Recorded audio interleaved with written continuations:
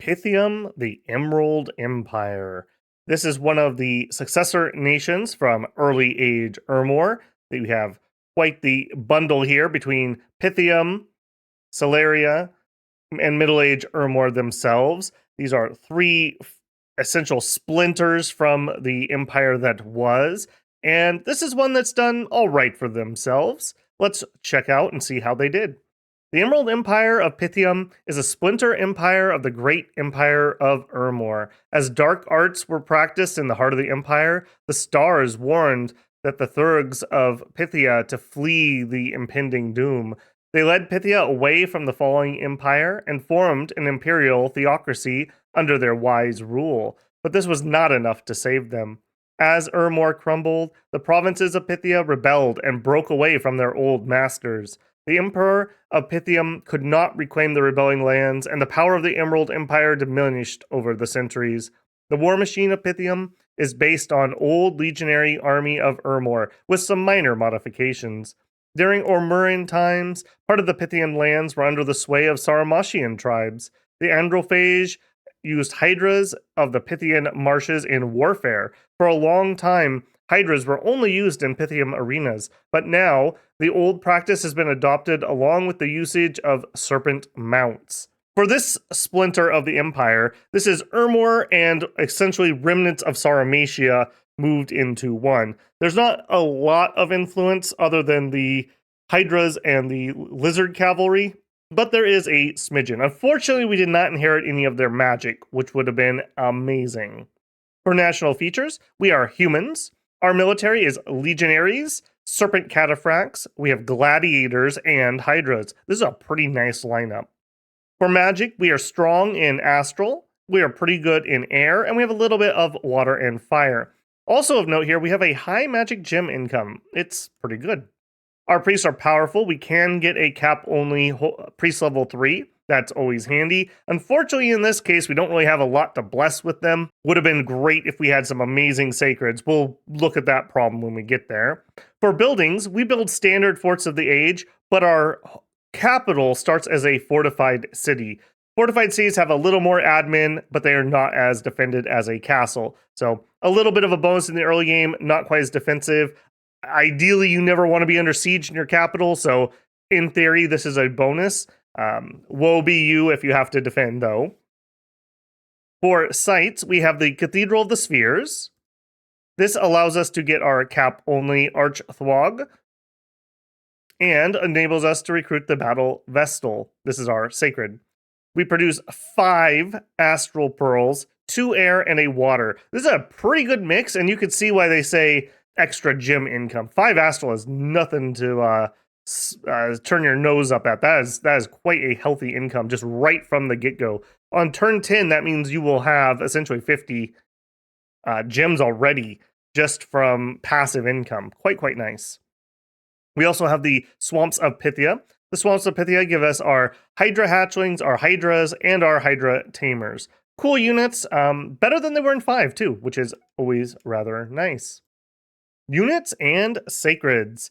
We have quite a long lineup here. It suffers a tiny bit from repetitive units, but not too bad. Most of these have a distinct use. Starting us off is one of our weaker units. This is just a human slinger. Do note especially 7 morale. These guys are really cowardly. They are not particularly well equipped with a leather cuirass and a leather cap.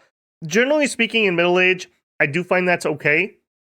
If we're going to get shot by a crossbow, unless we're like in plate mail, it doesn't matter. The crossbow's going to get you. So you might as well go very light and be very cheap, and that is their claim to fame. 7 gold, 2 resources, 3 recruitment points. You can pour slingers out. Now, what are you going to do with them? They have a dagger. They're not good at it. They have a sling. Slings are inherently a little bit inaccurate. We do have air, so we can give them like wind guide type buffs, and we do have a little bit of fire. It's hard for us to get a fire arrow enchantment out, but it is possible, maybe. I think ideally we are looking for some independent crossbows if we want range units, however. I wish these guys at least had better morale. What would I use them for? This would probably be what I would pour out in a fort if I already have a bunch of gladiators and I'm going to be under siege, just so that somebody can do something at range and we're not just all clumped up in the door to die. Beyond that, though, pretty bad troop. Next up, we have the classic Gladiator and Rhetarius, both absolutely amazing. The Rhetarius, 10 gold, 1 resource, 9 recruitment points. Already, this has a very special thing. We are not actually paying the resources for their equipment. 1 resource should get us nothing, basically clothes. If we peek back at the Slinger, he has 2 resources. We're essentially paying, I think, 1 for the dagger and 1 for the leather gear, or some combination therein. This guy right here for 1 resource, we get a scale mail cuirass that has 10 protection, and a hoplite helmet that has 21 protection, and a net, and a trident. We are essentially hiring these almost as mercenaries more than we are actually constructing their gear. That makes them incredibly good value. What's the downside? For both these and the gladiators themselves, once they take damage or do damage, they leave after the fight. So whether they live or die, they leave if they've taken damage or dealt damage. Is it worth it? Yes, totally. It is totally worth it. Now, it's kind of annoying when you have a really good battle and you lose like nobody and then they leave anyways. But remember, you only paid 10 gold for these guys. Most of the time, if you pay 10 gold for a human troop, they probably die and do nothing. These guys have slightly higher HP, slightly higher strength, better attack skill, better defense skill, good morale at 14. Protection of 12 is not terrible, although do note that's actually only 10 on the body. They have a net attack. Remember, when you get netted, it essentially zeroes out your defense, and then you can poke them to death with a trident. Tridents are very dangerous weapons, and we're good at it with 11 attack value for 22 piercing. This is a good troop. If you have high defense troops, glamour troops, anybody that can be netted, that's quite a nice little bonus. And you can net somebody, and then the other guys in your square can stab them the same turn. It's not like you have to waste your turn netting if they're already netted. I'm pretty sure the AI is smart enough about that. Do note the net itself, I'm pretty sure, can only be used once per battle. That's totally fine, though. Very nice troop. They're a little slow. We don't like withering amounts of fire coming. And with that 10 protection on the body, even normal short bows or long bows, etc., will wither us down pretty badly, but that's not bad for what we are paying for them. Quite nice here. Our second choice would be the Gladiator.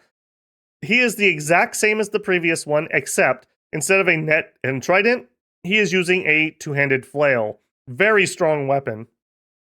It's length 2.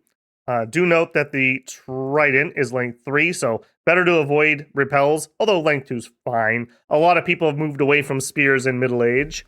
The biggest bonus here, though, 12 attack for 18 blunt damage, and if we look at the flail itself, we actually get +2 attack against shields, so 14 attack is very high. Very high. A lot of line troops are going to have somewhere in the range of probably 14 to 16 defense with their shield. This will allow you to hit past that a little better. And they have 2 attacks with this weapon. So a square of 3 of these guys actually gets 6 attacks out. So you have good harassment penalty. And if you're attacking a shield, each one of those also have a +2 on it. Blunt damage itself is kind of It gives you extra damage if you hit people in the head. That's kind of whatever, but it's there. I like these guys for their attack density. If you're going up against things that you don't think the net's going to do anything, or you just need to clear out chaff, like there's a million little guys, these guys will be able to clear it out better because they have just more attacks. Very nice. These will be good supplemental in your early game expansion. If you feel like you're going to get rushed, they will pay for it. If an enemy is trying to rush you down, you could just pour these in, and you're almost guaranteed that you will trade more efficiently than they will with these troops, except once big magic comes out, these guys start falling off a little bit because they're going to just be big clusters of essentially human troops that aren't particularly well protected. AoE's not their friend, although AoE's no human infantry's friend. Moving up, we have a Velite. This is a very light, almost militia level troop. They are bog standard human stats. We start seeing some of our better gear in the tower shield. Tower shields are quite nice. They're a little encumbering, but 16 protection and 7 parry. Remember, parry is added to your defense skill, and if the attack would have hit you except for the parry chance, then it hits the shield. That's the mechanic there. These guys are actually okay. Tower shields on a very cheap troop is middle age and early age tea and cheese claim to fame. So this is kind of similar. I don't think, generally speaking, you want to use these, though. I think we have a better option. They do have spears, so we do have a length 3. Maybe get some repels, although we're not particularly good at it. We're not particularly strong. We also have a javelin for throwing. Javelins are all right. I do like that a lot of our line troops have them. It just helps keep things organized. It makes expanding into lightly armored things like barbarians quite easy. That's pretty handy. Other than that, these guys actually do have skirmisher, kind of a rare ability. You can put them into skirmish or sparse line, and they don't take extra morale penalties. Do I ever use that on this guy? Maybe if I'm trying to arch or screen is the only thing I can think of. A line of these guys on probably just fire closest in skirmish formation, and then have your main line behind them. Maybe that's the way to go. I don't see a ton of use, however, for these guys. 10-10-9 is not bad, but we just have better options. Speaking of, we have the LA Legionnaire. This is the upgraded version of the guy we just looked at. We are now 10-29, so we've doubled the resources here, and that's because we've armored up. While the other guy was wearing just a leather cuirass, we have now moved up to our Lorica Segmentata, which is a really nice, I believe this was like chainmail type armor. Very, very good. 13 protection, only 2 encumbrance. It's not terrible. Do note, 7 encumbrance is pretty high. This is kind of a heavy-ish level of encumbrance on not a super heavy troop with 14 protection. It's all right. Would I use these guys? Again, probably not. I think the next guy is going to be even better. Do note, 10 morale is okay. We do have good leadership, though, so that's not going to be a problem for us. They're kind of slow, and they have a map move of 16. Most of our line-type troops are map move 16. This is the Hastatas. This is probably your at least early game and maybe main line troop that you're going to recruit. So again, kind of similar to the previous guy. We've traded out the spear for a short sword, and we have a little bit better defense. We're better trained. 11 gold, 21 resources, 12 recruitment points. So 11, 21, 12 versus 10, 29. The cost difference is so low. The only reason I would get the first one is the spear. If for whatever reason I thought the spear was going to be helpful, I would go with them. I think Hastatas are much better, though. Why? An extra morale. That may not seem like much, but how devastating is it when you would win a battle, but your guys retreat right at the cusp of victory? The +1 is important. Also, using a short sword, short swords have a +1 attack. That gives us an 11 attack, which is significantly better than just the 10, because if you're fighting troops that have 10-ish defense, that helps a ton, and obviously against higher things too. This does slashing and piercing damage at 15, so our damage is even higher than the spear. We maintain the javelin, which is fine. Yeah, not too much else to say about this guy. I think this is your main recruit, just cost versus efficiency. A nice solid javelin throw before your lines meet, and then we get in there and start doing work with the short sword. Do note, it is a length 1 weapon. I had in this test game behind us an AI that was throwing a lot of shamblers at me for some reason, and it was kind of funny how much we repelled shamblers with short swords. So that was pretty handy, actually. We made quite good mincemeat of them. A good example of like strong but lightly armored, undisciplined troops versus a professional army with gear.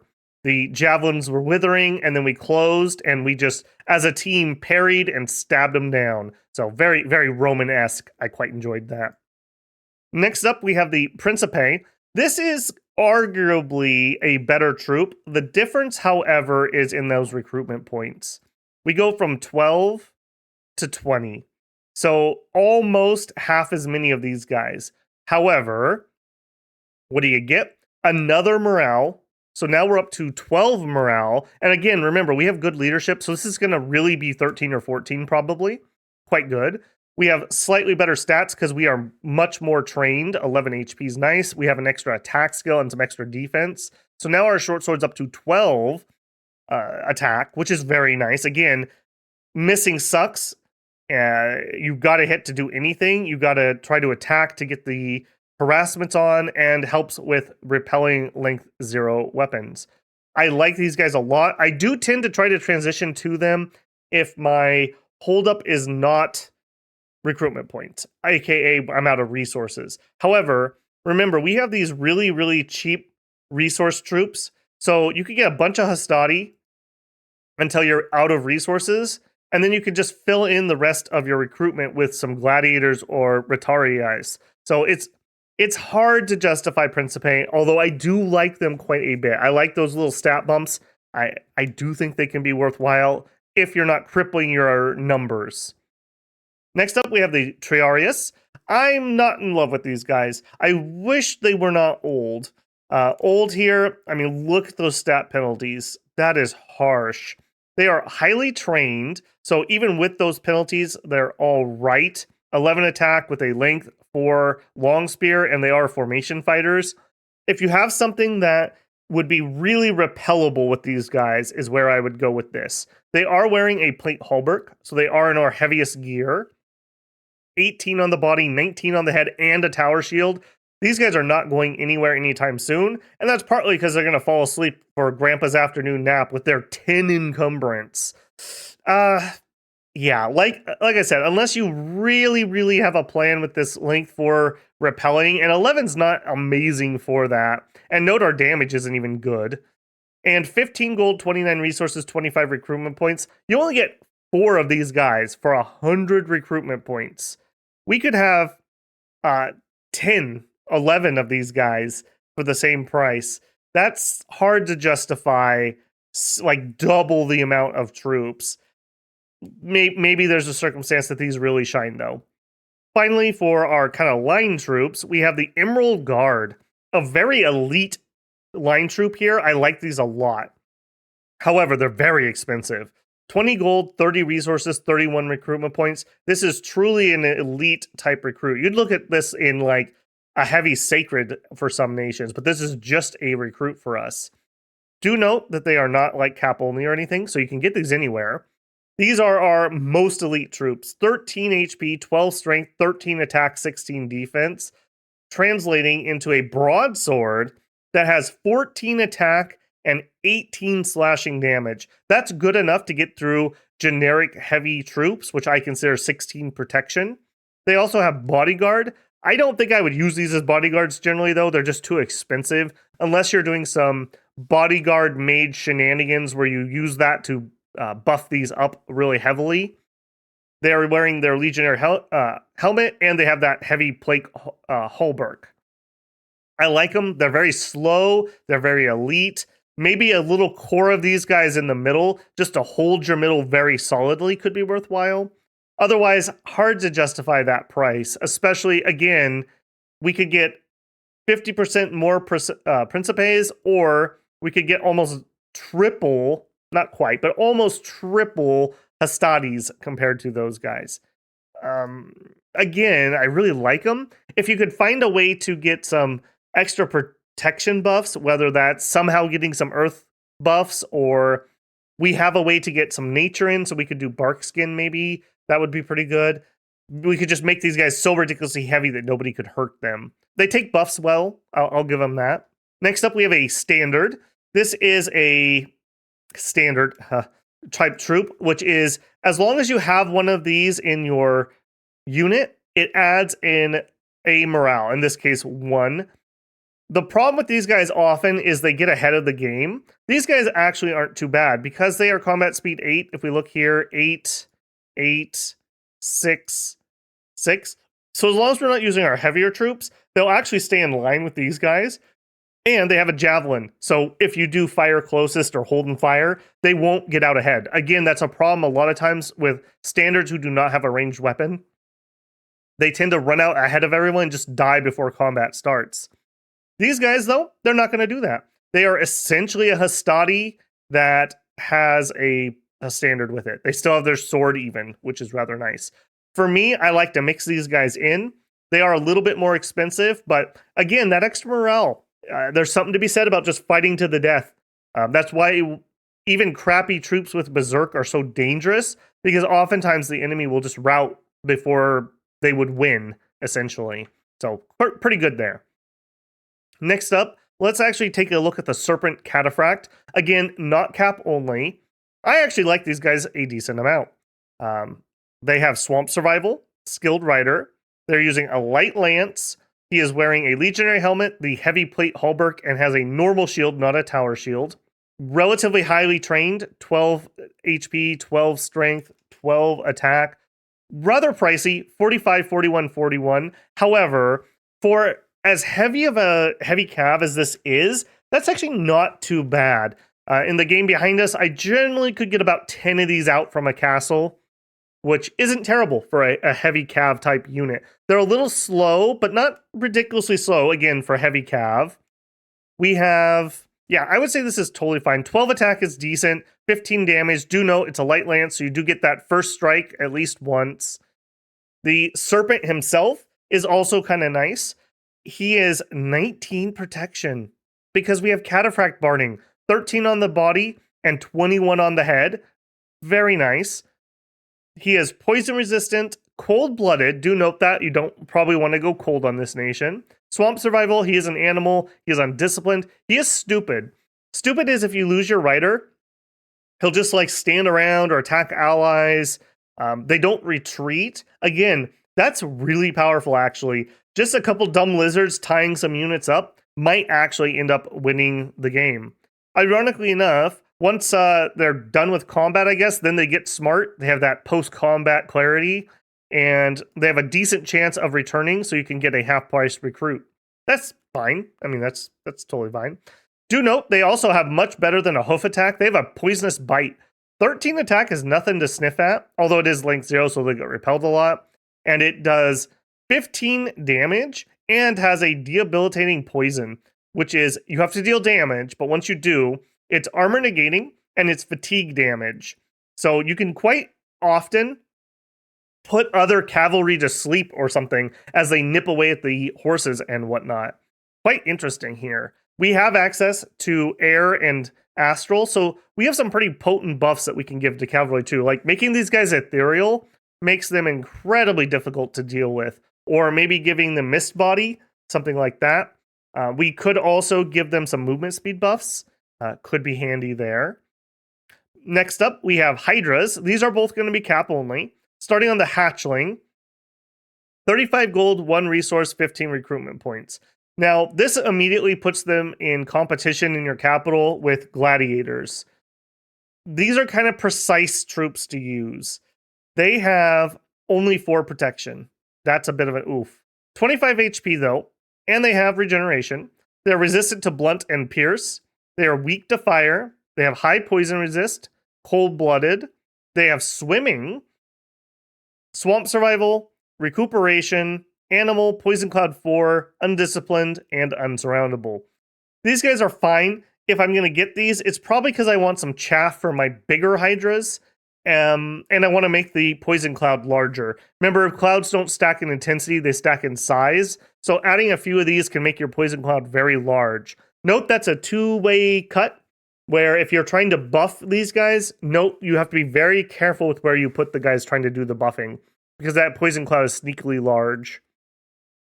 Next, we have the Hydra. This is a cap only, and it is a limited 1 per turn. I like these guys, actually.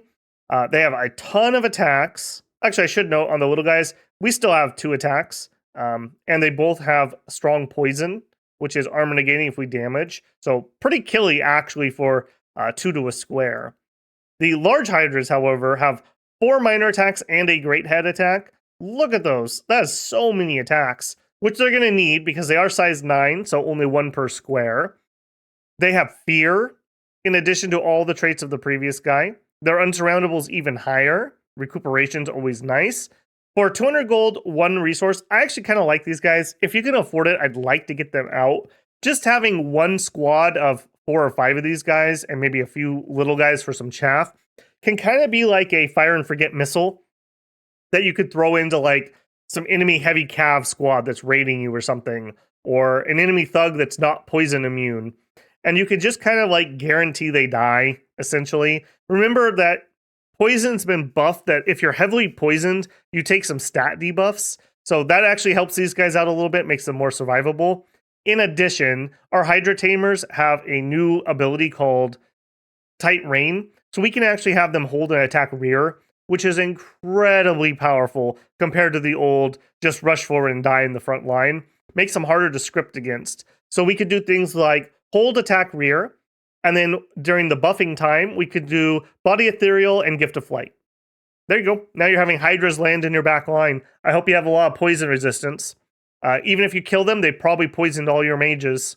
Now you have to spend a lot of time and resources defending against that. And that's super nice too, because poison isn't our main gig. Like, we're probably not doing foul vapors or anything. So this is a total, like, I won't say it's unexpected, but it's like, if you don't defend against it, that could be crippling. And if you do defend against it, I just won't do it. Also note, Hydras with Body Ethereal can walk through walls. So hold and attack rear on a castle or fort battle is also super duper effective. Very, very nice there. Or just walking up to the walls and poisoning all the archers that are up there. Little human archers on the walls will die pretty quickly to a bunch of Hydras that are poisoning them. Very nice either way. Next up, we have the Battle Vestal. This is our cap-only sacred, and I don't like this one. I don't like this one at all. It's a human woman, so slightly below the male stats here, although she's well-trained with the extra attack and good defense. She's equipped with just a normal spear and a normal shield. No armor, no special abilities beyond being sacred. They have good morale. They have good magic resistance. I don't think going a bless here is worthwhile. If I was gonna come up with a bless, I don't even know. We don't have easy ways to get protection, so maybe Stygian Flesh would give them 10 defense, or 10 invulnerability, but who cares? 10 invulnerability on a spear troop with a shield? I could literally recruit some of our little guys that do the same thing. They're not, if they flew, we could do attack rear stuff. I don't know. If you have a Battle Vestal build that's interesting, let me know. I think we are much more of a mage blessed nation. I do not like these guys. I do not like them at all. I think your bless would be better for your summons than these.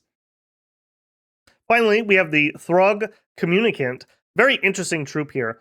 You are limited to 1 per turn per fort, and you're going to need to have a temple up to recruit them. They are communion slaves. If a communion master is present, they auto become a communion slave. That's rather interesting. Of note, if you have a crystal or a, what's it called? Crystal matrix? Whatever the auto communion item is, that means you could be in a communion on turn 0 and you could immediately start casting into it. You wouldn't have to cast Communion Master, which is kind of a big deal. You can get something off before the enemy can.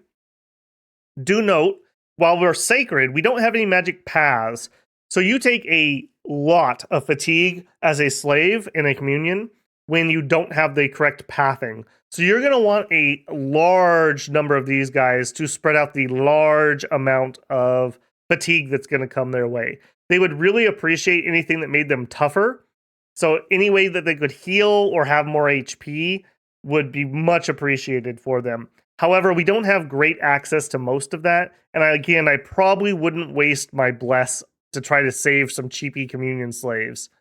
That being said, I do think you would absolutely love to get these up and recruiting as soon as possible.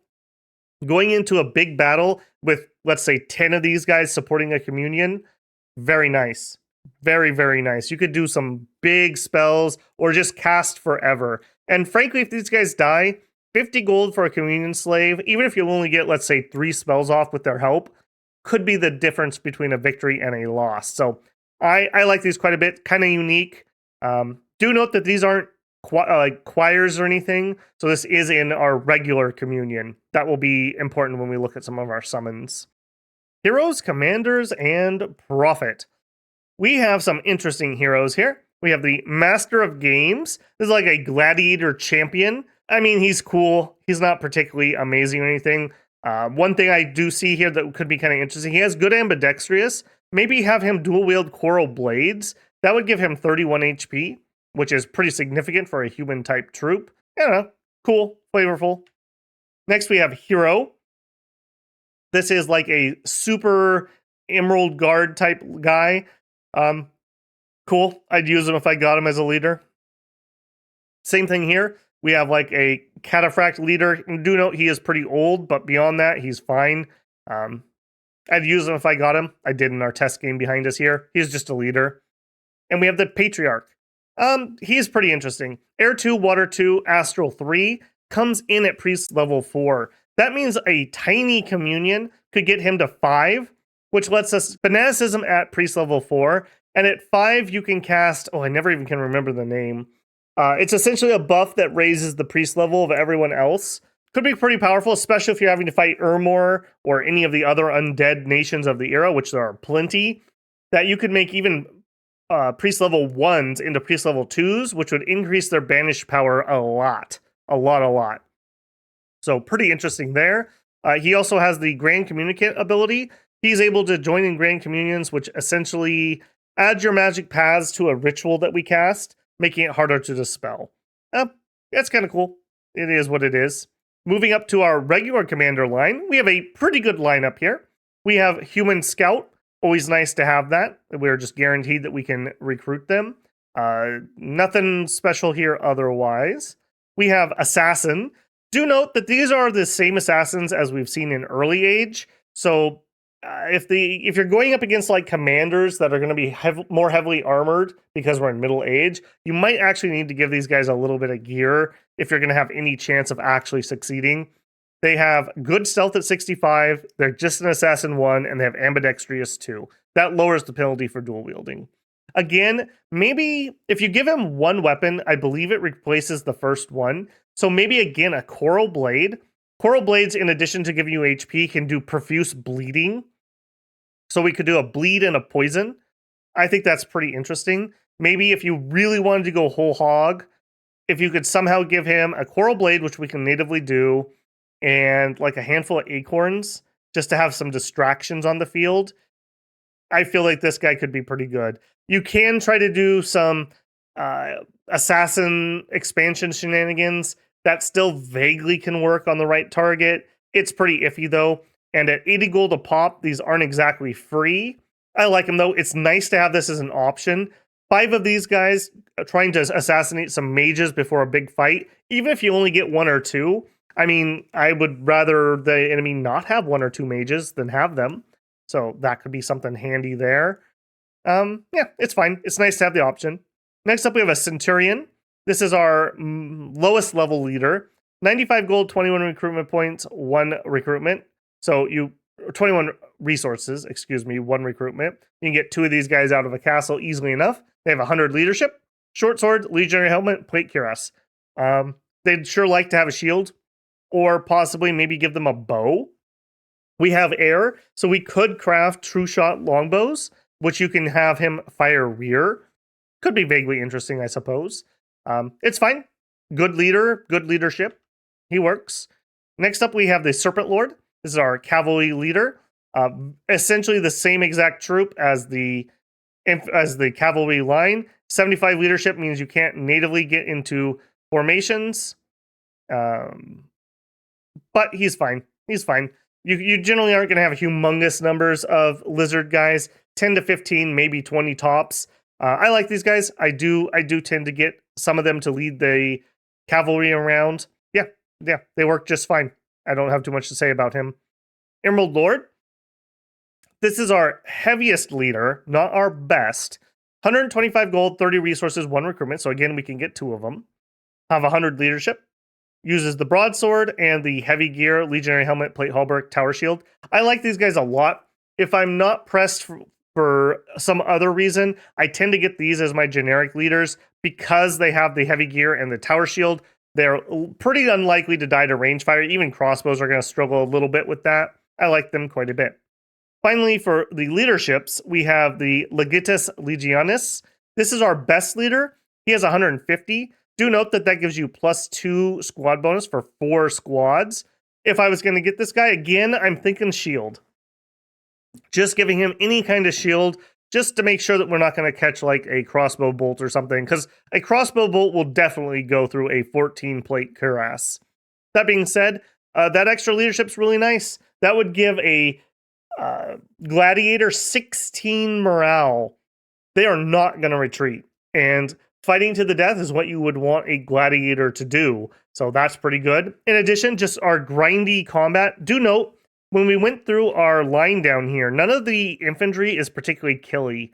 Like, you're probably using one of these two, and either way, 15 damage is not the best. We're going to struggle to kill heavy infantry, so we are going to be in grind combat. That's where having that extra morale really comes in handy. Next, we have a battle deacon. Interesting. He is essentially our generic priest. 90 gold, 19 resources, 1 recruitment point. That's a little pricey for just a priest unit, but he's equipped with a mace, which is pretty good. He's actually good with it. And he's wearing plate cuirass. Fine. I mean, if you're going to fight Ermor, you're going to have to get him anyways, or any of the other undead nations. Kind of cool. Would I equip these guys? Probably not. Probably not. Not on these guys. You could spam out 2 per turn from a fort, get a few of them out, maybe buff them with the +1 priest level. Very effective at banishing. Next, we have the Throng Acolyte. It has astral level 1. Priest level 1, 7 research ability, is sacred, and a grand communicant. We look at his morale. 40 gold per year for 7 recruitment is pretty effective. These guys would sure like some magic scales and probably an owl quill to really kick that up.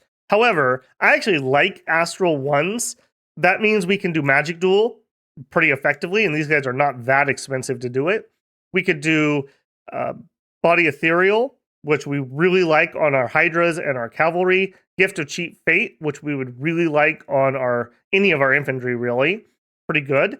If we can get them to astral 2, which we can easily cast as this nation with Light of the Northern Star, now we can do mind blasting, or we could support a communion with these guys if we want to make sure it's not going to burn out. Pretty versatile troop. Very effective on the research, but slow. I like them. Next, we have a Throg. This is 300 gold. This is pretty pricey, and it's kind of a splattering of paths. 1 air, 1 water, 2 astral, 2 priest level. They come in as old, although not very. They have Fortune Teller 5 and Grand Communicant. This is, I guess, quote-unquote, our main battle mage, but I don't know. I kind of like the idea of just buffing our cheaper guys. We could get 3 of them for the price of 1 of these. What would I use these guys for? If we're supporting a communion or in a communion, to cast air or water stuff, mainly. So that's going to be maybe lightning stuff. We could do storm. We don't have particularly good air stuff. If we set up our communion and then cast storm, we could probably throw most of our javelins before it comes up. So that would be perfect for us. Water stuff, quickness, liquid body could be pretty good. We could do freezing cloud. We probably don't want to go cold though. So maybe not. I'm not too sure about these guys. I think we get a few of them to do some crafting, a few of them in mid game, but I don't think we're ready to go on these guys in a early war. We're just not going to have the big, because we need to buff our pathing, we need to get in communions, and then we need something to do with these guys. Whereas the little astral 1 guy here, we can get like Arcane Bolt and Body Ethereal and Gift of Cheat Fate. That's plenty of stuff for them to have something to do at least. I don't know on these guys. If you have a favorite script, let me know. I don't think they're worthless, but I think these are mid-late game much more interesting than the early game. Also, getting them early, if you don't do something about old age, they're likely to get diseases and die. So take that into account. Next, we have the Hydra Tamer. This is a cap-only unit. His main claim to fame is Tight Rain. Tight Rain is incredible. I wish more nations had this, or there was an item or a summon that could get you it. It essentially allows you to take undisciplined animals and make them disciplined. So we can do things like hold attack rear or just any scripting. You can give them scripts. That's what's important. He does come with poison resistance, although note poison resistance 15 is not enough to just stand in your hydra poison. Sooner or later, you'll probably catch a whiff of a hydra fart and die. So if you're going to do that, you do need to give them probably another item for some extra poison resistance. They have Beastmaster +2. So do note, -1, but +2 gives us a +1. So 16 for our hydras and 12 for our little ones. I do like these. I will get some to lead some hydras. But beyond that, nothing stupendous here. I guess they have a trident and a net. That's something. When something gets to them, they can maybe kill it. That's handy. Finally, we have the Arch Throg. This is a cap-only mage. He is slow to recruit. 565 gold. That's pricey. That is really pricey. And old man stats, 8 HP. That's spooky. That's very spooky. He's also slow because he's so old. He only has map move 12, -4 from old age. And he is pretty darn old. He is age 68 on average. 50 would be the start of old age. Now, the older you get, the worse the penalties become. So if we were to take an unaging bless, that would definitely help him out. I don't think that fully clears old age on some of them, though. I think you have to kind of get lucky for that. That being said, I do think it's worthwhile. What do you get? Air 2, Water 1, Astral 3, Priest level 3, and a random of Fire, Air, Water, Astral. So we could get some fire in here. That opens up acid spells and some fire buffing. We could be an Air 3. Air 3 is good enough to just gem its way up into a storm if we wanted to do that. But we could easily do a communion for that. So I think an Air 3 guy with 2 of the thaumaturges, the Throg guys supporting them. We could easily cast Storm if that's what we wanted. This guy also has a head start to cast something big like Army of Mists. I think that's one of our goals. He could do that. He can do a big bless. Why would I care about that? Well, we actually have Sacred on all of our mages. So we're probably taking a mage bless, and he just gets the bless done and out of the way. And I do think there's some value there, depending on what your bless is. 19 research is pretty good, but he's very ineffective.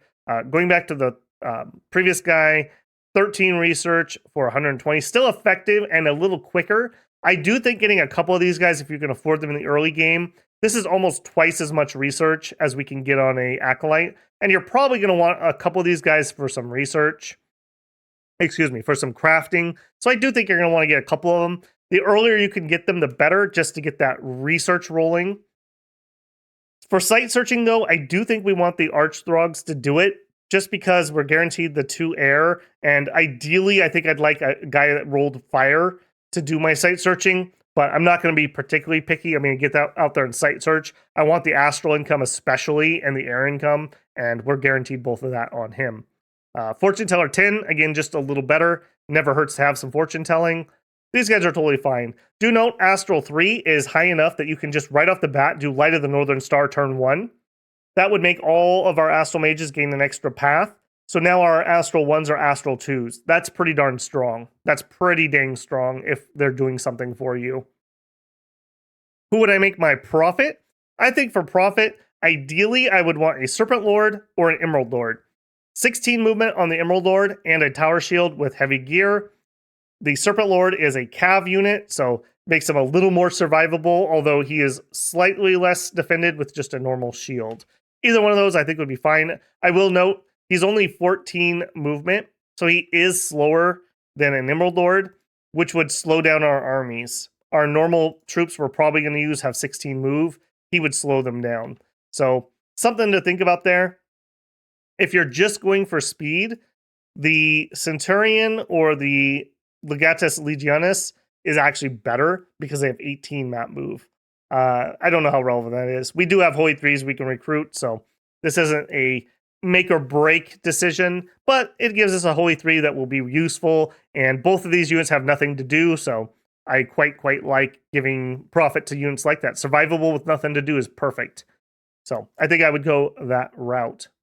National items and spells. For national items, we have no national items. For national spells, we have quite a few. all of which are summons, one of which is an enchantment. At enchant 5, we have Awakened Hamadryad. This is not something we can natively cast, unfortunately. Hamadryads, we'll look at the actual chassis. They're okay. They're okay. If you could get there, dropping one of these in each one of your forts would just be annoying for people to have to deal with. Beyond that, whatever. All of our other national spells are in Conjuration. At Conj 3, we have Pride of Lions. We, again, cannot natively cast this, and we have a better use for nature gems if we get them. So Pride of Lions are probably out. At 5, we have Contact and Angel of the Host. It requires Astral 3. We can natively do that. Gives us 1 Angel of the Host. We'll look at all of them in a minute. We also get Contact Lar. Contact Lar is why I wouldn't waste any of my nature gems on lions. With any random nature mage you can find, you can get one of these in, and they are, I believe they're nature 2s. Very important. We would love to get these guys out. At 6, we get Angelic Choir at 3 Astral and Contact Harbinger at 4. Do note we can random into 4s, so this is not outside the realm of doable. The Choir gives us 3 for 15 pearls, and the Harbinger gives us just 1 commander. Going up to 7, we have Heavenly Wrath. It's Astral 3 and Fire 1. We can random that, so that is doable. This gives us an Angel of Fury. We also have Angelic Host. Now we're up to Astral 5. There's a very, very, very small chance you could random into that, so you're probably looking at needing to build a booster. Note that the booster that you can build at 5 requires, I believe it's Astral and Earth. We can't natively do that. So you'd have to go all the way to Construction 7 to get the Starshine Helmet, which could give you a +1. So if you don't design your Pretender to do this, this is going to be difficult. If you did, though, you get an Archangel, and he comes along with, I believe it's 5 Angel of the Host. I think that's what it is. Very, very good. Pretty efficient here. We would like to cast that. And at 9, we have the Heavenly Choir. Requires 7 Astral, 2 Fire, so that's a lot of boosting or designing a Pretender to do this. Very expensive at 144. You do get a Seraph Commander, which is quite nice, and you get the Angels of the Choir, which are pretty good. We'll look at these here. Hamadryad is a Nature 3, does come with some free spawn Harpies, is resistant to Blunt and Pierce. Against the right enemies, pretty darn annoying to get rid of. It is an innate spellcaster, so it's going to be doing Tangle Vines and junk in their face for freaking ever. You could queue this up with some gems and cast a bajillion swarms. Could be pretty funny there. Is a magic being, is susceptible to fire. Again, I don't know if we get this. They're immobile, that's one of the problems, but could be good in a fort in the right circumstances, for sure. Next, we have the Great Lions. They have Dark Vision. Do note we do have Tight Rain, so that actually makes them slightly better than on most nations because we can hold an attack rear. That's actually vaguely interesting, at least. Next up, we have the Lar. This is one that we would really, really like to get. So we need a Nature 1 mage to cast it, but they're not particularly expensive. I think it was, 16 gems, if I remember right. You get a Water 1, Earth 1. Note we don't have Earth anywhere else. Nature 2, and it is sacred. So if you built yourself a Mage Bless, these guys will be able to take advantage of it. And they have Poison Resist, they're a magic being, they're ethereal naturally, they have stealth, they have recuperation, spirit sight, and they reduce unrest. Overall, very nice. The Earth and Water could give you rust, although we don't really want rust going off. I think the more important thing here is with a Thistle Mace, we could do Strength of Gia. That would take us up to Nature 4. That's pretty interesting. We could do some bark skin buffing. Our humans would love that. We don't have natural protection normally. So this would be quite a spike in their protection survivability. We could do Tangle Vines. We could do Vine Arrow. We could do Swarm stuff. These guys open up a lot more options that we otherwise wouldn't have. They also give us a way to craft some supply items, either provide it themselves or craft them. We are a human army, and human armies tend to get really large and need extra supplies at a certain point. So that's another way that we can get into that. Overall, we are very, very incentivized to find a nature 1 indie to be able to summon these in, or create your pretender with 1 nature to be able to do it himself. Next up, we have a bunch of different angels. I'm just thinking what the best way to do this is. Angel the Host is another one. I believe this is at Conjuration 5. These guys are really good. We've used these before. I don't remember which nation we were summoning them on. Several nations have them. They are sacred. They have awe 5. That is incredibly powerful amounts of awe. Invulnerability 15. Now that sounds kind of low, but it stacks with our plate mail. So if we look in here, total protection versus mundane attacks on the body is 26. That is very strong. That's pretender levels of defense. Do note they don't have a helmet, so that's a little sad, but still, that's fine. They have shock resistance and fire resistance, which is good because we may be hooking those type of spells into the enemy. They are magic beings. They don't eat. They have flying. They have spirit sight, and they have praise 3. This unit praise and glorifies the one true God. While inside friendly dominion, the dominion might be raised by 1 per month. It will never raise above the natural ability. The success chance is the value times 10. So a 30% chance to add an extra candle, as long as you're not already maxed out and you're already in your own dominion. So that is a little bit of a limitation there. We would sure like it if this could work in enemy territory, but that's fine. That's fine. That's cool. Very flavorful. These guys are beasts. Do note they have Heavenly Sword. This thing is magic damage slashing. It's a pretty good weapon in general, and it has holy damage. 7 armor negating damage against undead and demons, and gives you holy fire. So double damage against undead and demons. It's armor piercing, AoE 1. These guys will absolutely wreck undead. Absolutely wreck them. Quite nice. We would like to get these guys out. I believe it's at Conj 7 when we can summon in 5 of these guys, and I believe it's an Angel of Fury. Angel of Fury, sacred again, has fear, invulnerability 20. Do note no armor. We would definitely like to give these some armor. Stacking that with the invulnerability would make them pretty tough. They come in with a Holy Scourge. Again, just anti-undead, anti-demons. I'm not in love with these guys. They do have Blood Vengeance, so kind of funny there. And a decent amount of HP, so armor them up and send them to town. They'll do some work for you. It could be an interesting thug chassis, for sure. Give them, I'm just thinking what I would give. Is this a 2-handed weapon? I don't think this is. So a shield, some armor, and you're good to go probably. That's probably plenty already.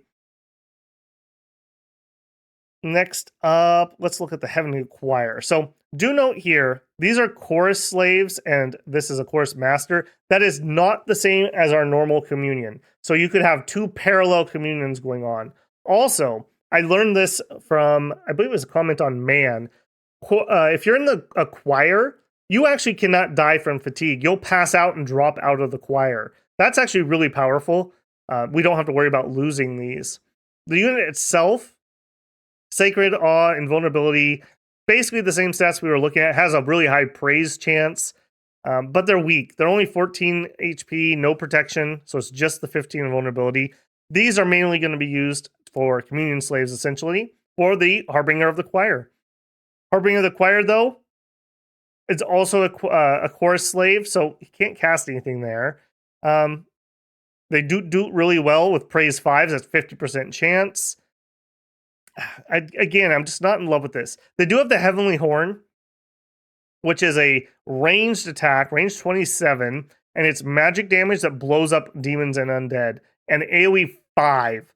You can really put a crimp in some undead swarms with this thing. Finally, let's look at the Harbinger. Harbinger is a chorus master. This is where those other guys become valuable. Now, we're able to buff up our air magic and our priest level. Again, we could do Storm, we could do Army of Fog, or whatever the big battlefield version is. Very, very powerful. I think that's something we would like to shoot for. We can do it on our human mages, but these guys just do it easier. So that would be why I would go this direction. I mean, they're very cool. Invulnerability 20, Awe, but we can do all those things from other places. Finally, we have the Harbinger, the Seraph. Seraph is Fire 4, Air 4, Astral 4, Priest level 4. is invulnerability 30, has Aus 7, shock resist, fire resist, poison resist, has a big fire shield, is a chorus master, is just a dominion spell, just counts as a temple, has sight vengeance. If you were to get one of these guys, you could give him some armor and do some thuggy stuff, but I think that'd probably be a waste. This is probably an army caster. If you were going to thug it, so you've geared him up, you could do Phoenix Pyre, but we don't have the Soul Drain to power that, so I don't think that would be worthwhile. I think this guy's just going to bring in some fire magic that we otherwise wouldn't have. Relatively cool, can get into a parallel communion, that could be kind of interesting. Do your fire stuff over there so you don't blow up your regular guys. Are you going to get to a Conjuration 9? I doubt it. But who knows, who knows. For other magic, I think this is a difficult nation. We struggle to get good combat magic online. Remember in our recruitment, our main battle mage only has air 1 and no random. So we can't even just spam lightning bolts or a good cold bolt. We'd be mind burning essentially. And if we're going to mind burn, we might as well do it here on a cheaper guy. So that's a little bit of a ouch. I think we have a lot of potential, but it's hard to get there. So with that in mind, I think one of our semi-early goals is going to be getting up to Light of the Northern Star. We can natively cast this on our cap-only guy, and it just raises everyone's astral magic +1. I think that's very, very, very valuable for getting actual combat out. In addition, we want to go up to Conjuration anyways, and Conjuration 5 would let us start getting some Angels of the Host and Lars, so that's pretty good. We also unlock on the way Power of the Spheres. You can get all paths are increased. So now this would be something maybe we cast with our regular battle mages. Now we're guaranteed they can do something, but it's an astral pull each per battle. That's a bit of an oof there. Beyond that, I think early game, we probably want to rush for Body Ethereal at 3 alteration. That means we could Body Ethereal and we could Gift of Cheat Fate.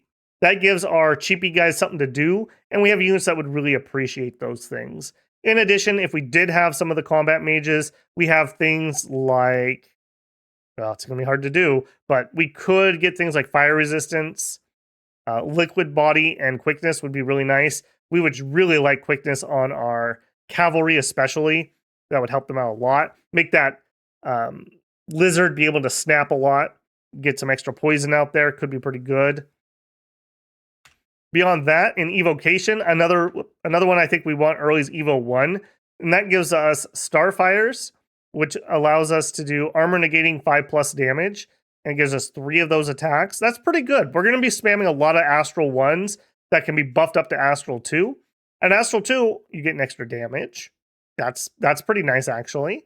And it lowers the fatigue here. So while this was 20, that would lower it down to 10. We could spam a lot of Starfires for that. Arcane Bolt is really nice against magical beings. If you're up against something that's weak to this, this is very strong. Again, very spammable for us. At 2, we have Solar Rays. Again, there's a lot of undead in this time period. And we have an armor piercing 14+ damage AoE 1 that we can spam out. Magic Duel at 3. We have good Magic Duel type units. We also could do Arcane Probing with just our cheapy guys if we wanted to do that investment. And we get 5 native income. I would probably consider that.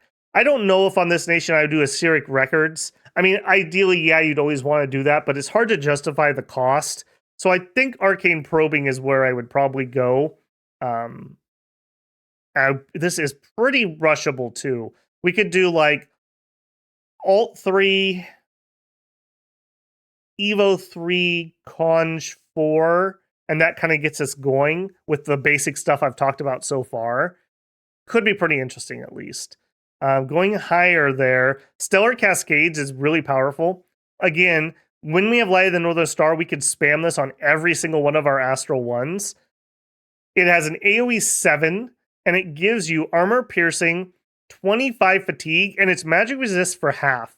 So you're guaranteed to give them 12 fatigue. Let's say we had 10 guys cast that. You could put the entire enemy line to sleep, even if they all resisted it.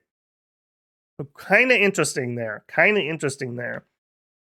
We also have Astral Geyser. Again, a very dangerous but interesting spell that we can natively do. Range is 50 plus, so you can bop this on somebody right at the start of combat usually. AoE 1 Horror Mark. That's armor negating. Do note there's no save or anything. You just are Horror Marked, so you can bop this on a god or something. The main effect, though, is the Astral Geyser Blast. AoE 12 for 2 damage that is armor negating. It is magic resistance negates. That sounds low, but remember, it's 2 plus a DRN, and it's armor negating. So they're not going to have a high resist on this. It's only going to be save or take damage. And we can spam this pretty effectively. Moving beyond that, we can also, of course, do the lightning stuff, and we will probably want to get to it, but I think we need Storm to be able to really do that. And Storm's up at Alteration 5, so it's going to take us a little while to get there. Anything else? Not really. We're not really a Mind Hunt nation because we don't have healing. We can do Astral Fires very rarely on our fire randoms. That can be interesting. Do note that yeah, it's difficult to negate with magic resistance. That's interesting. Are we going to go up to 6? I don't know. Construction, we're going to want to go to 3 for Alquills early, and we're probably going to want to go to 5 for Thistle Maces and other research and boosters. And we don't have great thugs, but we have lots of like light thugs that would like a little bit of gear, and we could provide that. Going into enchantment. Enchantment gives us something for the air to do in buffing our archers with like True Shot. Beyond that, we don't have a ton to do here. Astral Shield is nice, but we don't have any thug type people who can cast it. Spell Wards, kind of whatever. Astral Healing's okay. We can natively cast it. Having one of our big guys do that on round like 4 or 5 might be worthwhile. Maybe we would have enough line troops that could get a little heal there. They'd like that. I don't know. That's kind of whatever. Dispel we have available to us. Eyes of God, we could stretch for that if we had to. Opposition can be really good against magic beings. Overall, though, we don't have good enough air to really get a lot of enchantment. If we did, we would want to go with Wind Guide. Do note that lowers the storm penalty. That's something. Thaumaturgy, of course, we want Communions. We want Mind Burn. Later on, we want Paralyze. We can cast Telastic Animations. These are immobile statues that I believe they're priests level 1 or 2s. They're okay. Again, just a couple of those in a fort could just be annoying for somebody to have to deal with. That could be vaguely interesting. Teleport would help our old dudes get around a little easier. That is something. Soul Slay, again, maybe we need to go up to that at some point. That could be kind of nice. We can get up to Astral Force. We could do some Enslaves. We could do some Gateways. All those could be interesting. Higher than that, though, we're going to really struggle to get to. So overall, I think we're a nation that really has to focus on Astral early, and then we can transition into some air magic. That means in early wars, we are not going to have very good magic. I mean, most nations that have air would like Rush Thunderbolt or Rush Lightning Bolt at least, or Orb of Lightning. We're not very good at that. So I think Astral is the path to take. All right, let's put that all together. Pythium is a nation that is a successor of Ermor. They wear that on their sleeve. We have good Ermor-esque troops with tower shields and javelins and short swords, decent morale, decent equipment, not very killy. We have some interesting auxiliaries in some decent heavy cav. That is not cap only or anything. I think that is a viable route to take, and I think you do want to make use of that. We also have a very technical thing in hydras, which are hard to counter until they're not, but you don't have to use them, so that's rather handy. We have a garbage sacred, in my opinion. We are very incentivized to do communion stuff. The guys that are going to be in communions are old. Take that of note. We have good leadership with good equipment. We have some assassins. We have scouts. Those are all rather nice. We have a cheap astral 1 mage that is sacred. We have a combat mage that's very awkward but sacred and old. And we have a good cap only combat mage, but he's slow to recruit and very old. I think that's going to greatly inform us that we want heavy scales and we want whatever blessing we take is going to be for mages. I think that's the main takeaway from our troop and commander lineup. Let's go ahead and take a look at pretender design. For pretenders, as you can see, we actually have a lot of pretenders. We have the like Greco-Roman ones, we have the Egyptian ones, we have the Greek ones specifically, decent amount of monsters, and a few that are unique to the Ermoran states. Starting off down in Dom 1, I don't love most of these. I do think that the gray one is interesting because it's a trinity. You can get a lot of research with some awake trinities. That is interesting, although her pathing is not particularly great. I think the Great Sage could be interesting for his Adept Researcher bonus. We're going to have lots and lots of cheap but efficient mages. That is one route to take. Jumping up to Dom 2, I think we are a Scales Nation, and we have Gladiators to expand with, or Heavy Cav, or just solid line troops. So I don't think we actually want to go for an expander. If I was going to do that, I would want somebody that's very, very light and can do lots of scales, and everyone knows I'm talking about Dave. Beyond Dave, I think we're going to come back to him. We also have 2 unique ones. We have Virtue. Virtue I really like, but Virtue is just too expensive. $270 for a expander that wants to use invulnerability. If I was going to use him, I think I would want to craft a piece of armor, and that's going to be difficult because we don't have earth off the bat. So you're looking at like Enchanted Ringmail, and I don't remember what the helmet's called, Enchanted Helm or something. It's kind of sort of light. He relies on Awe 5 and invulnerability to not die. You're going to build him so that he can buff himself with Fire Shield and Mist Form, and that's going to be your route to go. Maybe give yourself the battle buff for +2 attack for pairing with his Flambeau sword. It's a very nasty sword. It does very good at killing undead and demons, big AoE. He's a magic being, that's a big weakness. He relies on invulnerability, that's a big weakness. He is a combat caster, so you could Orb Lightning or Fire Blast once you're there. Could be interesting. I have played games with him before. It's a clincher every single time you view a battle report, though. So I don't know about that. We have the Divine Emperor. Do note that compared to the Great Sage, he is 20 points cheaper. You lose out on the research bonus. So I think if you're going Awake, you probably want the Great Sage for his Inspiring Researcher. If you're not going Awake, Divine Emperor is cheaper. He ups order scales, but we already do that. And he's a Grand Communicant. That's whatever. So I think if you're just going for scales and you're going to like imprison him, he's all right. He starts with 2 Dom strength instead of 1. Get our Dom a little higher, a little cheaper. Overall, he's cool enough. I really like the chassis, but not much to say about him. He's just a stat monkey, essentially. Beyond that, Phoenix is interesting because we could do some flaming, like some fire arrow type stuff. We're not particularly great at that, but if you position yourself on the battlefield correctly, you could like get all your javelins with that before they get thrown. Maybe. I don't know if I'd want to go that route and gimmick. I think if we're going to look for magic diversity, we're probably looking for something with some nature on it so we can get the Lars flowing. And that takes us back to Dave. If I was going to do a Dave build here, though, he has to be a little different than normal because we need to have at least Magic 1 because we want unaging. Most of my builds on this nation are looking at that. All sacred units are granted long lives by their god and only age 1 year for every 4. That means our main battle mages will not be old, and our cap only sacreds, I think they can not be old. I think they start at 68 out of 50.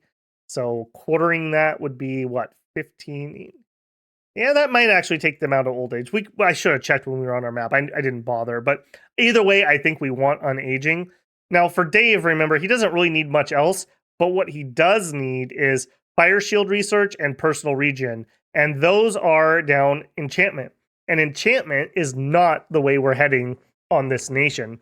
So you'd kind of be researching in a different direction than you otherwise would want to. He also needs decent dominion. Yeah, we're only going to be able to get 5. I probably would grab 1 here. Yeah, I'm looking at something like that. Oh, it's zeroed out. Just an unaging, and we have 1 point left. Inspirational presence. We don't really lead troops with our sacred guys, unfortunately. We don't care about the attack. I think I would probably go low light vision, maybe poison resistance, just so we don't have an oops, or just give him an HP, maybe something like that. Just super duper cheap, super duper light.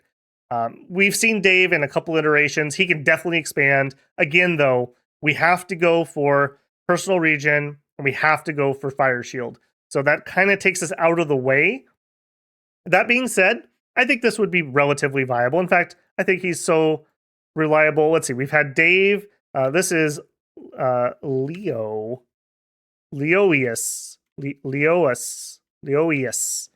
Trying to make him Ermorian. I'll do that. Who knows? Maybe we'll do that. I don't think you want a awake pretender though. I just don't think you need it.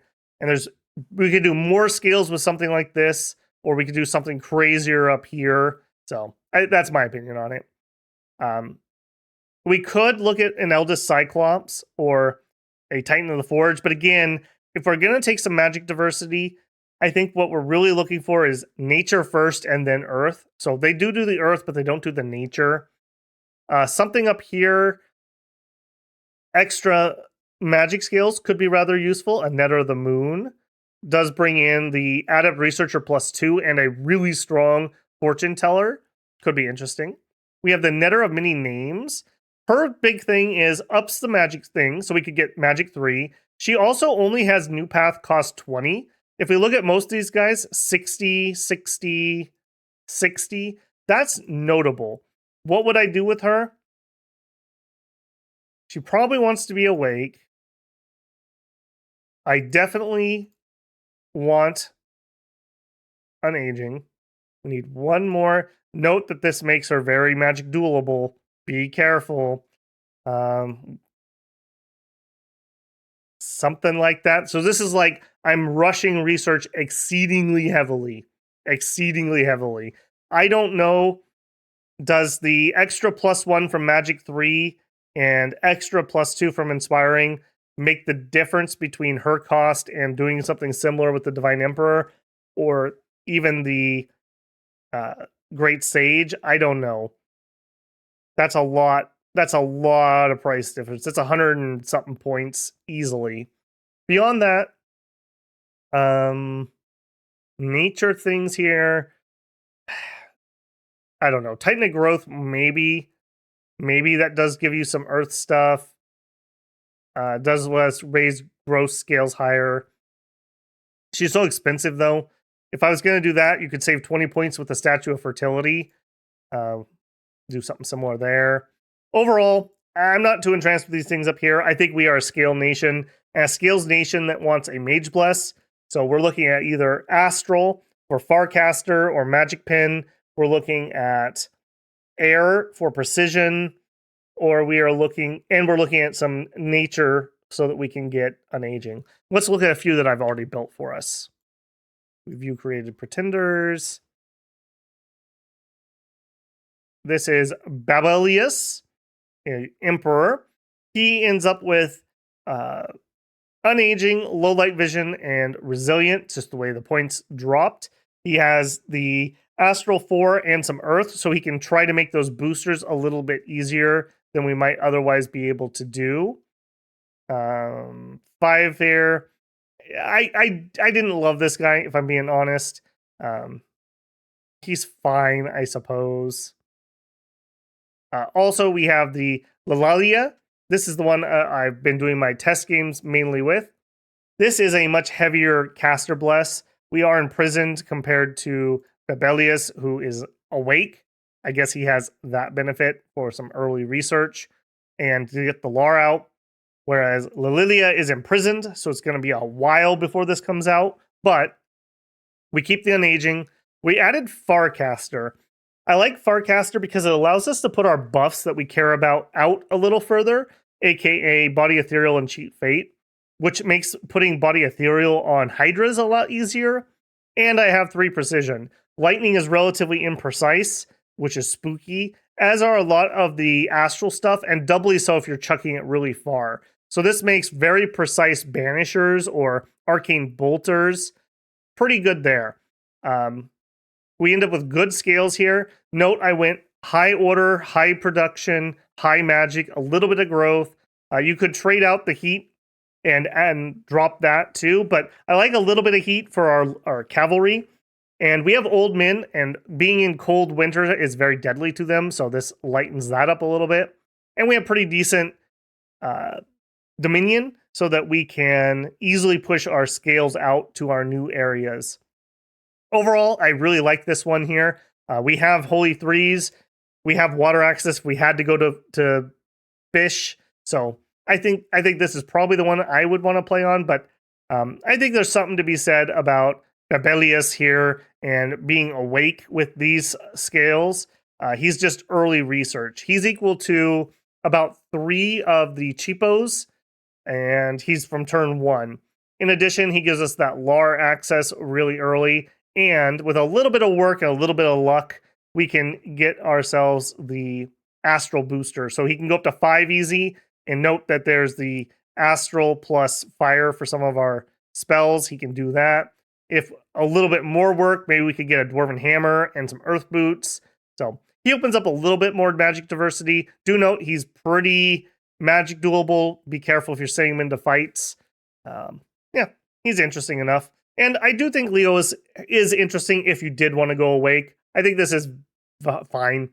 Yeah, the weird route of having to go for enchantment, though, does slow us down. And our magic slowness is kind of one of our weaknesses, so this would make that actually a little bit worse. Overall, let me know what you like for pretenders on this one. I'm really curious. Do you like the Farcaster precision buff, or would you go with maybe a bunch of reinvigoration and something else, maybe some magic pen? We are going to do a lot of astral stuff, and a lot of those have magic resistances on them, so I could see magic pen being pretty valuable. Yeah, I could go either way on that one. Well, you can see my bajillion games. I need to go through here and start cleaning some of these out, frankly. It's getting kind of ridiculous. Overall, I think Pythium is a pretty strong nation. The strongest? No. But I think they're solid. They have a solid game plan. Astral is always good. Air access is nice. We have some heavy cav, which is always handy, and it's good heavy cav for once. And good, efficient researchers with some decent combat mages. I think we're a nation that really would like to find some interesting indies. Sacred indies would be nice, but our blessing is probably not going to be useful for them. Overall, I like this nation. I think it plays pretty well. Kind of straightforward, but astral magic is always fun, and it's kind of nice just to have another non-undead using Ermor successor nation. So I found that rather fun. Otherwise, for conclusion, very fun nation. I know I said that before, but I really enjoyed this one. I had a lot of fun in my test games. This one I was in a big war, am in a big war with Marignon. I was gearing up to fight the monkeys, and they backstabbed me from 2 different directions. So it's been really interesting seeing how to deal with their heavy cav and their crossbows. It's painful. Spoilers, it's painful. So pretty fun there. Overall, big thumbs up from Babel. All right. Don't forget to leave a like on this video if you found it helpful or entertaining. If you're not already subscribed, I hope this is the video that has earned your subscription. I'd love to see you on the streams or in the comments. And if you'd like to go above and beyond, you can always leave a super thanks on the video, join us in a live stream for a super chat, or consider becoming a member of the channel. As a member of the channel, you get early access to videos such as this or other projects I'm working on, and you help support the channel to continue to grow. Very big thanks to all of our supporters. You guys are amazing, and you really help keep me moving and motivated on the channel and making the content every week. It's been an absolute blast, and I love seeing people and talking to minions or any other gaming related things. All right, guys, get out there and tame yourself a few hydras, and I will see you on stream. Babble out.